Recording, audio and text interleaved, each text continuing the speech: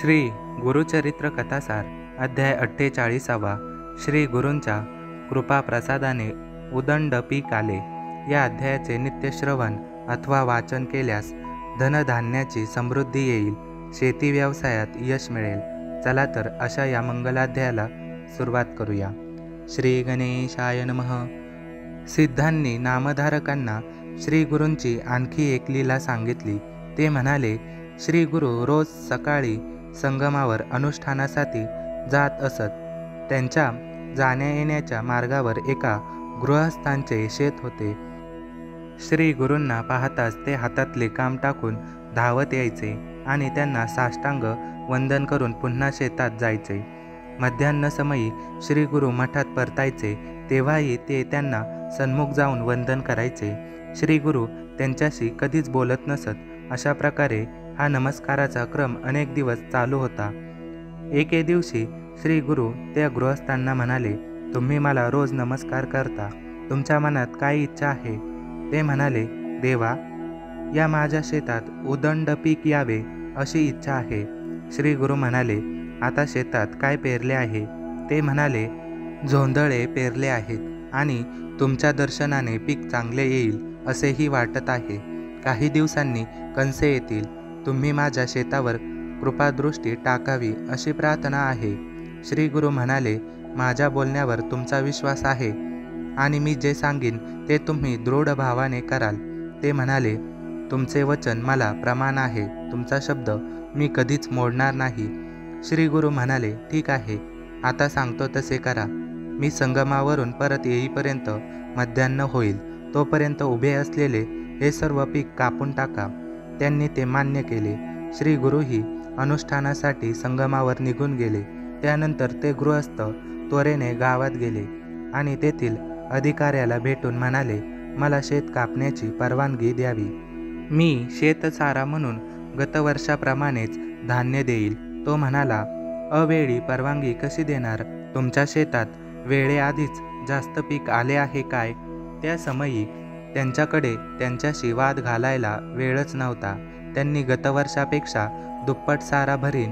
जर पीक आले नाही तर साठवणीचे धान्य देईल आणि त्यानेही पूर्तता झाली नाही तर सरकारने माझी गुरे जप्त करावीत असे वचनपत्र लिहून दिले आणि परवानगी मिळवली. त्यानंतर काही मजुरांना घेऊन ते शेतात गेले आणि त्यांना शेत कापण्यास सांगितले. हे वृत्त कानी पडताच त्यांच्या पत्नी आणि मुले धावतच तिथे आली. त्यांना अडवण्याचा, परावृत्त करण्याचा खूप प्रयत्न केला, पण त्यांनी कोणालाही जुमानले नाही. एका संन्याशांच्या सांगण्यावरून शेत कापले म्हणून लोकांनी त्यांना मूर्ख ठरवले.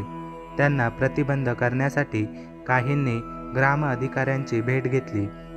त्याने त्यांचे वचनपत्र दाखवून त्यांची बोळवण केली. त्या गृहस्थांनी सर्व शेत कापून टाकले आणि ते श्री गुरूंची वाट पाहू लागले. मध्यान्ह झाली. श्री गुरु मठाकडे निघाले.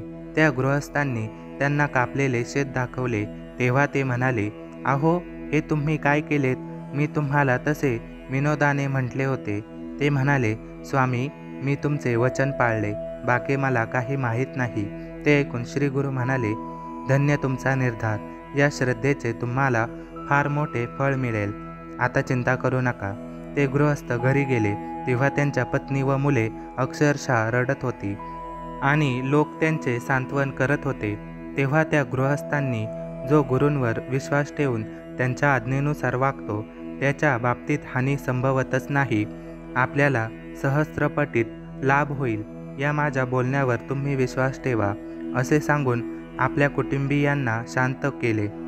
त्यानंतर आठवड्यातच एकाएकी प्रचंड वादळ आले. अतोनात पर्जन्यवृष्टी झाली. गावकऱ्यांची उभी पिके उद्ध्वस्त होऊन जणू ओला दुष्काळच पडला. फार नुकसान झाले, पण त्या पावसाने त्या गृहस्थांचे शेत मात्र शतपटीने वाढले. त्या शेतामध्ये सर्वत्र कणसेच कणसे दिसू लागली. गुरुकृपेचा तो अचिंत्य प्रभाव पाहून त्यांना अक्षरशः भरून आले. ते दृश्य पाहून त्यांच्या पत्नी व मुले आनंदाने डोलू लागली. लोकही आश्चर्य करू लागले. त्या गृहस्थांच्या पत्नींनी शेताची पूजा केली आणि पतींची व गुरूंची निंदा केली म्हणून आपल्या पतींची क्षमा मागितली. त्यानंतर ती दोघे श्री गुरूंच्या मठात आली. त्यांनी त्यांची पूजा केली तेव्हा श्री गुरूंनी विचारले, शेताचे काय वर्तमान आहे, सर्व कुशल आहे ना? तेव्हा दोघांनाही रडू आले. त्यांनी त्यांचे पाय धरले व म्हणाले, स्वामी, तुम्हीच आमचे कुलदैवत, तुम्हीच आमची कामधेनू, तुमची कृपा झाली, आम्ही भरून पावलो. श्री गुरु त्या गृहस्थांना म्हणाले, तुम्ही माझे निस्सीम भक्त आहात, तुमच्या घरी लक्ष्मी अखंड वास करेल. त्यानंतर महिनाभराने कापणी झाली आणि त्या शेतातून गतवर्षापेक्षा शतपट उत्पन्न आले. त्या गृहस्थांनी अधिकाऱ्याला बोलावले व म्हणाले, गावात धान्याचा तुटवडा आहे, त्यावेळी मी दुप्पट देईन असे म्हणालो होतो, पण आता अर्धे उत्पन्न देतो. तो म्हणाला, तुम्ही मनाने खूप मोठे आहात, गुरुकृपांकित आहात, तरी कायद्याने जेवढे द्यायचे तेवढेच द्या, बाकीचे घरी घेऊन जा. पण त्यांना राहावले नाही. त्यांनी शेतसारा भरून स्वतःला आवश्यक तेवढेच धान्य ठेवले आणि बाकीचे ब्राह्मणांना व ग्रामस्थांना वाटून दिले.